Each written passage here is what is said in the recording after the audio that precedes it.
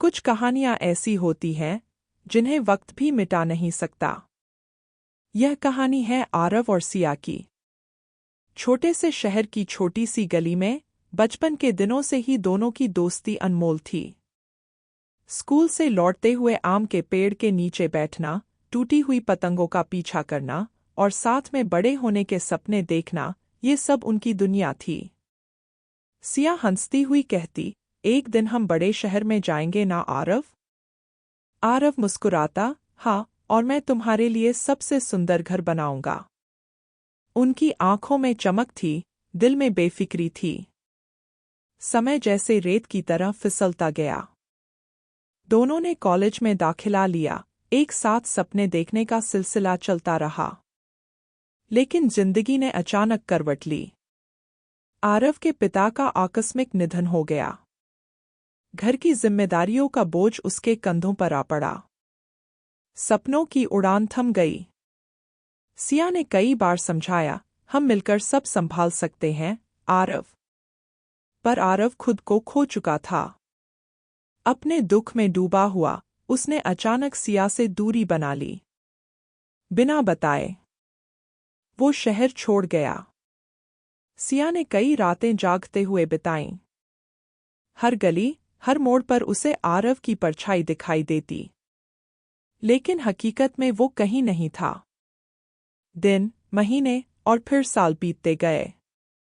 सिया ने धीरे धीरे अपने जख्मों को किताबों में दबा दिया। वह शहर के एक छोटे से पुस्तकालय में लाइब्रेरियन बन गई। लोग कहते थे, सिया अब मुस्कुराती नहीं, बस हल्के से मुस्कुराने की कोशिश करती है। इधर आरव दिल्ली की बड़ी भीड़ में कहीं खो गया था। कभी कभी रात के सन्नाटे में वो खुद से पूछता, क्या मैं सही था? लेकिन जवाब कभी नहीं मिला। वो छोटे मोटे अखबारों के लिए लिखता रहा। उसकी कहानियों में दर्द था, अधूरी ख्वाहिशों की महक थी। पर उनमें अब सिया की मुस्कान नहीं थी। एक दिन सिया एक किताबों के मेले में गई। वहां उसने एक पुरानी किताब उठाई। पन्ने पलटते हुए अचानक एक नाम दिखा, लेखक आरव खन्ना। सिया का दिल एक पल के लिए थम गया। क्या यह वही आरव है? उसने तुरंत किताब खरीदी। हर शब्द पढ़ते हुए उसे लगा जैसे आरव उसके भीतर बात कर रहा हो। उस रात सिया सो नहीं सकी। बार बार किताब को छूती रही। आखिरकार उसने तय किया, उसे आरव को ढूंढना ही होगा।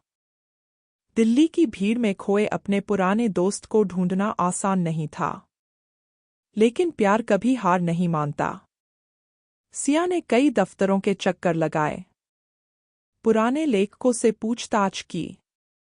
और फिर एक दिन उसे पता चला, एक पुराने से प्रेस में एक थके हुए लेखक के रूप में आरव काम करता है।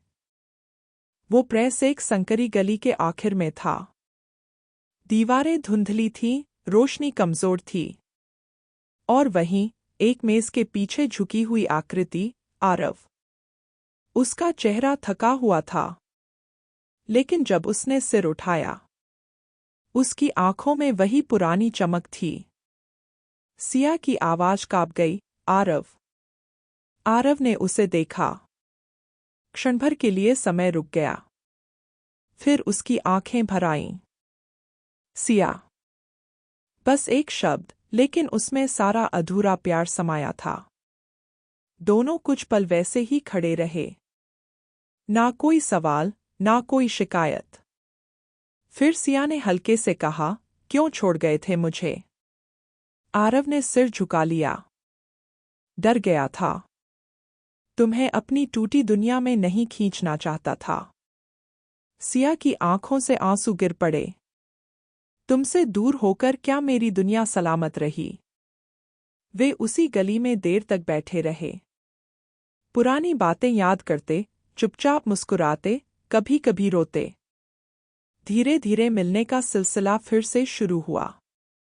छोटी छोटी मुलाकातें, पार्क में, किताबों की दुकानों में, चाय की टपरी पर।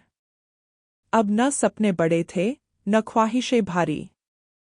बस एक दूसरे का साथ चाहिए था। एक बरसाती शाम सिया छतरी भूल गई थी।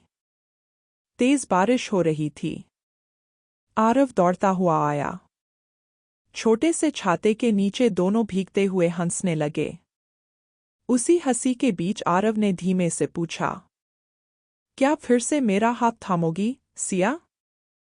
सिया ने उसकी आंखों में देखा, थके हुए, टूटे हुए, लेकिन सच्चे।